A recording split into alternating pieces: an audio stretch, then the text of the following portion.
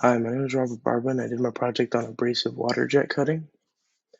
Abrasive water jet cutting is a mechanical sawing process, and it's controlled by a CNC system, which is the same as a 3D printer, the way that a 3D printer works.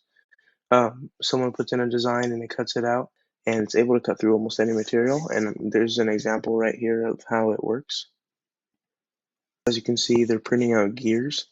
So a slab of metal is put down and the water is pushed out at a very high pressure and it cuts out the shapes that the CNC is told to print.